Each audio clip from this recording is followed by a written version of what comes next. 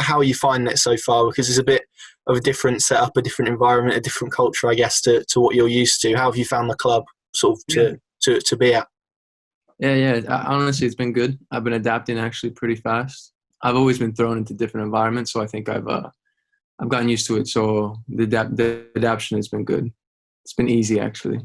Yeah, that's always helpful, isn't it? I guess, and I guess it does help that you've had those experiences where obviously you've come to Europe, haven't you, from the Mhm. US, which is quite a big step to take at such a young age. Yeah, that's right. And to be honest, also having Dan here as well, having another guy, especially from Norwich, English speaking guy too, having Dan's a good help. How have you found sort of the language barriers? Is there a difficulty in communication sometimes? I think I've gotten extremely used to it because when I first moved to Germany, I didn't know a single word. So that was tough. And I picked up some German and some words, there's some connection, but nonetheless, I think I've also just gotten so used to just being okay with not understanding people talk. I just gotten so used to that. So I see Dan's having some trouble being like, what did they say? What happened? What happened? I said, just go with it. Like you'll get used to it. And I think he's getting used to it. Yeah, they say that football is like a universal language, isn't it? I Yeah. guess you've probably got more experience with that than anyone. Is that the case when you get on the pitch? It's just kind of the same wherever you are. Oh, of course, 100%. I mean, it's like you don't have to speak, you don't have to understand each other when you're on the pitch. I think it's just it'll help, but I think at the end of the day, it's like you said, football is just a language in itself. How have you found playing in Holland compared to sort of Germany or the US? What sort of differences are there from what you're used to? It's a bit different, and only in the sense that it's technical football here, and it's I think it helps a lot, especially being a young footballer trying to come up. I think this is a great place to make a stepping stone. So the type of football is a bit different. It's more technical than I would say Germany in a different sense because Germany is a bit more physicality and running. But I think it's good having all that stuff in my locker to have all these different kind of styles. And how have you found sort of the move to Holland itself? Because obviously you've been at Germany. Is there quite a few similarities between the countries and the cultures? Yeah, a bit. I think the biggest thing, the people are a bit different. I mean, yeah, because the countries are so close, but I guess that's how Europe is. There's still some different things, but I really like it here. I really enjoy it here. Good. And how have you found the club? What have they been like to work for, I guess? How have they sort of taken you in? Good. In a sense, it reminds me of Norwich. It's a bit of, they're really family oriented here. And obviously, it's a much smaller club than Norwich, but they have that same kind of mentality that everyone that works here. Everyone that works here is right here in this little space that we have here. And yeah, they opened me. They came with like open arms and accepted it from the beginning. It's been a warm feeling, a good feeling. And obviously you've started fairly well. The two goals you did score. How are you finding the level compared to what you're used to? Has it been a sort of step up or sort of the same to what you're used to? Yeah, I think I still need some more time to make that judgment. It has only been a very short amount of time. It's just different. I would say it's not as physical as I would say some German teams were, and especially in England, it's much more physical, I think. But I think it's some time I can really get a grasp at what I can take advantage of here. Has it been good to get sort of an experience with a more technical sort of culture and football, I guess, than perhaps what you've been used to in Germany with the physicality side of it? It's good to have both elements to your game, I guess. Yeah, that's a really big positive from it because I think my football team in America, Real Salt Lake, our academy team was really also football oriented. We had a lot of really good footballers on that team, and so it kind of reminds me of the way the Dutch people play, which is really the ball stays on the floor and it's tiki-taka. And then when I went to Germany, I picked up that whole football. You got to be physical, and there's moments where you have to be dirty and things like that. So then I come back to here in Holland, and I'm back to what I've used to playing, but still have that kind of physicality that I've gained and that experience overall as a player to help. Do you think it's going to make you more rounded as a striker? I think you see people now, especially when they play one up front, it's so much sort of emphasis is put on the striker to do lots of elements of the game, isn't it? Do you feel these experiences are helping you sort of round yourself a bit as a player? Yeah, 100%, because I can tell when they're stuck into an environment where it's purely physical. The striker has to adapt, and he really adapts into that physical role. But there's a lot of scenarios where you do need to have that technical side, and you do need to play a different kind of style. And so I think you said it too. It helped me become more well-rounded. And in terms of the manager at Telstar, Andreas Jonker, who's obviously who's head of academy at Arsenal, wasn't he, under Arsene Wenger? How good of a sort of role model is he to work under for someone to, at this stage of your career, develop you as a striker? How good has he been so far? Huge. I think the best part of it is everything he says. You just you have to be a sponge. When you're young, you got to be a sponge and just take it all in, because everything he says is brilliant. All of his advice, because he really knows what he's talking about. And is there any bits of advice he's given you specifically that you've really taken in so far? So far, I mean, he's also learning about myself as I'm learning about him too. So it's a day-by-day thing, and he's seeing the things that I can do. Sometimes I surprise him in certain things that I know I was capable of, and sometimes he surprised me in a way that he wants me to play. But overall, I'm here to help the team. So as he wants me to do certain things that I do, and I learn some things through that. But at the end of the day, yeah, we're here. I'm here to help the team win, and I'm here to score goals, and he knows that. So he's doing everything to make that possible. Has he told you what sort of player he wants you to be, I guess, in his team? How does an Andreas Jonker striker sort of operate, I guess? Yeah, it's funny. He told just the other day, he actually told me that he saw me in a training wanting to come and get the ball and get a lot of touches, things like that. Came up to me and he goes, at the end of the season, I want on the paper that says Sebastian Soto has these amount of goals, not this amount of touches. And he goes, goals. He goes, stay up there. And so I'm like, all right, that's what he wants. He wants me to score. So yeah, and just reflecting on those two goals you scored, I guess that's an element of that, isn't it? Because the first goal in particular was you getting in behind and maybe not occupying the space that maybe ordinarily a striker would who's a bit younger. Yeah. That's something that he's teaching me how to work with the other guys too, to use their capabilities to my advantage also. And that was specifically a goal that we've been training on. So and in terms of you and your journey, obviously grew up in America, played at Real Salt Lake. The move to Europe, what was, I guess, your thinking behind that? Because we've seen it become a bit more of a popular step over recent years, haven't we? Christian Pulisic, Weston McKennie, I guess, are probably the two shining examples. But what was your thinking in terms of your career to make that step from the US to Germany when you did? Yeah, at the moment in time, I think the two names that you mentioned were really the only names I had in mind, which were Christian and Weston, were the only two guys that really had done it at that time. But since I was young, the dream was to play in Europe. The dream was playing Champions League and in the Premier League. And at the end of the day, it was never in my doubt that if I had the opportunity to go, that I wouldn't take it. I knew I had to take it if I had the opportunity. So the opportunity arose, and I didn't even think twice. That was just what I wanted to do from the beginning. And it was a little bit scary because, like you said, there's only two names I had to look up to, and so it was kind of jumping in the deep end. Yeah, has it helped your maturity, I guess, because it's quite a big step. We see players often sort of stay in their country, don't they, and they can play a whole career in their country. You've had, 3, maybe 4, I guess, if you want to count England, although obviously you haven't played for Norwich yet. But those experiences obviously must help your mentality and your maturity as well. Yeah, massive. But huge. And I think something that also helped was I left for Real Salt Lake Academy when I was 15 years old too. So I kind of sacrificed a lot of things in order to make this jump. So to be fair, a lot of kids in America would have trouble making that jump to Europe. But since I had already moved away from home for a couple of years, it was like I was just playing for another team. I didn't even think in my mind. I moved across the world at this whole different culture. I just thought, it's a European team, it's a German, it's Hanover. Of course I'm going to take this opportunity. I didn't even think twice. So I think even before that step, I had also matured a good amount. But every experience is a huge learning step. When you did make that move to Europe, were there members in your family maybe who questioned you a little bit and said that's quite a big jump to take? Yeah, because my grandparents are immigrants, so it was hard for them to really understand that I could make a life through football because, of course, they're like, we moved to America for educational purposes and for my parents and from the grandkids, me.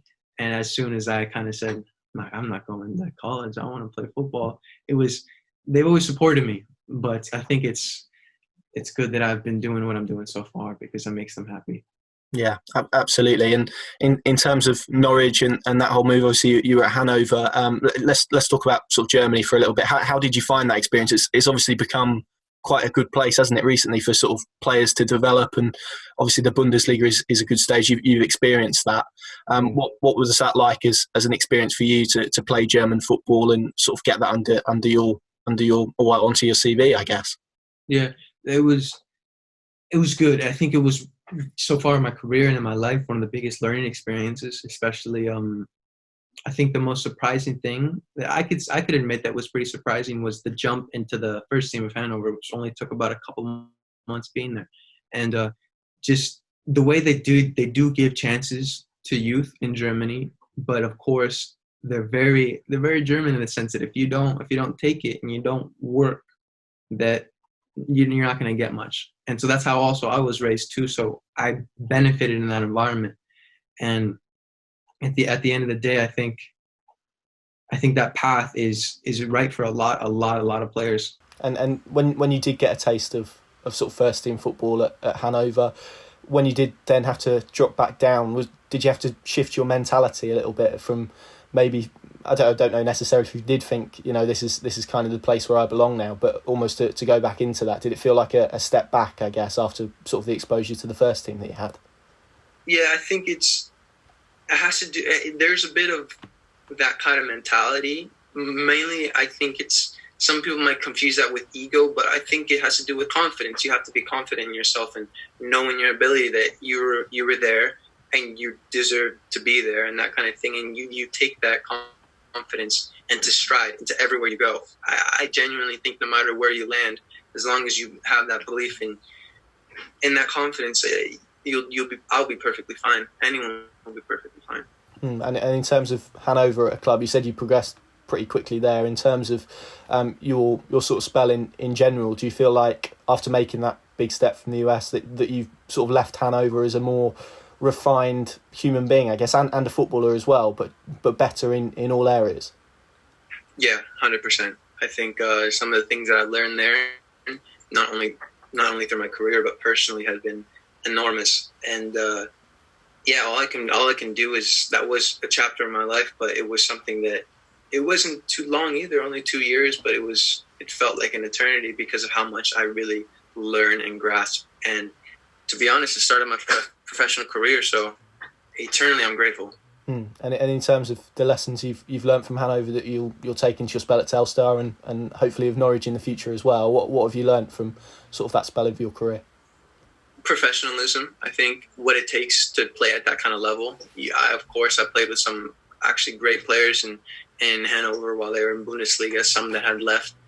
And you learn from these guys, and you learn what it takes. You learn things and what not to do, actually, especially. I think it's one of the biggest things is you learn things what not to do, not so much what to do. Mm-hmm. And you see a big difference and you take that and you shape a person that you want to become, especially football-wise in the career, the footballer you want to become. And you see what it takes. You can't be lazy. And I think that's the biggest thing that I'll take into Telstar and to Norwich and everywhere, to be honest, is just that kind of professional footballer that I want to become and what it's going to take. Is there an element with you, I guess, with sort of the experience and the jumps you've made, which have been fairly big jumps as well in your life, let alone your career, has that made you someone who isn't comfortable? That's kind of what comes across. You always want to strive to be better. That's actually the perfect way to put it. Yeah, I've actually never been comfortable in my area. Like, not that I like thinking too far ahead, but I do enjoy living in the present and taking it day by day. But I never think in my mind, I'm like, let me sit back and let me be comfortable. I've actually never had that kind of feeling. I've always wanted more and to do more and to achieve more. So I guess, yeah, that's a good way to put it. Yeah, I've never really been comfortable. And you've obviously had quite a lot of high profile sort of experiences so far in your career at such a young age. Obviously played in the Bundesliga, your success at the Under-20 World Cup. I mean, these are experiences that if I'm a Norwich City player and I'm a supporter rather, and seeing Sebastian Soto arrive, I'm probably feeling quite excited about. So in terms of maybe what they can expect from you, it's important that they don't expect too much too soon, isn't it? But what sort of player are you? What sort of insight can you give to them into what maybe you can offer going forward? It's nice to hear that Norwich supporters are excited, because I'm also very excited too. I want to come back, and I want to help Norwich go back to the Prem, and especially I want to play in the Prem with Norwich. And the type that people want to expect from me is a versatile nine, something that in this day and age in football is becoming more popular, where you see a nine that can hold it up, I see a nine that can play with the ball, you see a nine that can run in behind, and I think I'm still young and I'm still gaining I'm still sharpening my tools in that kind of sense, but I do have all of those. So I guess I hope people can be excited for that, because and at the end of the day, I like scoring goals. So I think I hope fans can be excited for that too. Yeah, people always enjoy people who score goals, don't they? That's the nature of it. In terms of Norwich City and their interest, it seems to me like, again, we spoke about you being comfortable, and it was a big step to leave Hanover perhaps when you did. What was it about Norwich City and sort of their proposition and their plan for you that made it such an attractive club to join? I think the young players that have gone up through Norwich, we just saw actually Ben Godfrey going to Everton and the path that he took through Norwich, and players like Max Aarons and Todd Cantwell, and I mean the list can go on. And I think that was a huge thing, that I see the size of the club it is. After speaking with them, I know their values as a club, and that's a huge thing too. They very accepting from the beginning, and just the plan also that they shaped out for me was, at the end of the day, like I said, also had the opportunity at that time to play for a team in England, which was Norwich City, and I got to take it. I was really happy with them. Yeah, well you referenced Todd Cantwell there. He's someone who's obviously taken a similar pathway to what you're doing at the moment. He spent a brief period in sort of Dutch football, and that's how he sort of propelled himself to the first team, isn't it? So is it sort of the knowledge that they do have a plan for you, and they're not sending you out on loan with sort of, he's out on loan and we're forgetting about him? That as a player must be really important, I guess, to knowing that a club has that plan in place for you to develop through the ranks to get where you want to be, as well as where the club want you to be. Yeah, that was from the get-go. They were honest from the get-go, saying that if I were to sign the contract with Norwich, I would have to go out on loan somewhere because of the work permit issue. So from the get-go, it was honest, and I think I've actually never been on loan, nor do I have close friends here in Europe that are on loan. So to be fair, I never really knew how it worked, but from the start, from the first conversation that I had with Norwich, their loan manager, their sporting director, they made it feel so comfortable, and especially when Telstar came up, and it's in the second division of Holland, and some people might not even know this, but like Todd Cantwell's pathway was through also second division in Holland, and you see where he's at now. And you have Ben Godfrey, who went also on loan to League One, and their paths are just, it's something that at the end of the day, a loan is on the shoulders of the player, but you see that they don't just throw their players out without a plan. And that was the number one thing, was that they do have a plan, 100%. And we stay in contact with them, talk after every game. And, it's just a plan. Yeah, I spoke to Neil Adams last week. He said that he has conversations with the loan guys every week. So in those conversations, are they mostly about your performance and how you're settling in and sort of stuff like that? Yeah, at first it was settling in, and all my conversations with Neil when I first got there was his job that Norwich has hired him to. His job is to make us, the guys on loan, as comfortable as possible. And he said, I think exactly what you said, that we're not just throwing you out to a club and not thinking about you. And it's literally his job to stay in contact and feel that we're still a part of Norwich, which I 100% still feel. It's sad that the COVID thing is going around, because normally Neil had explained that we would make trips back to England and go visit the team and things like that. And 100% that's what they would have done, but the COVID thing has put that away. But yeah, now we talk after every match. He analyzes and we just chat, and it's good. is it nice that you have that sort of touch point with Norwich? Because like you said there's plenty of clubs I imagine where players get sent out on loan and probably don't really hear from their club until they come back. So to have that sort of regular contact is probably quite nice for you as a player.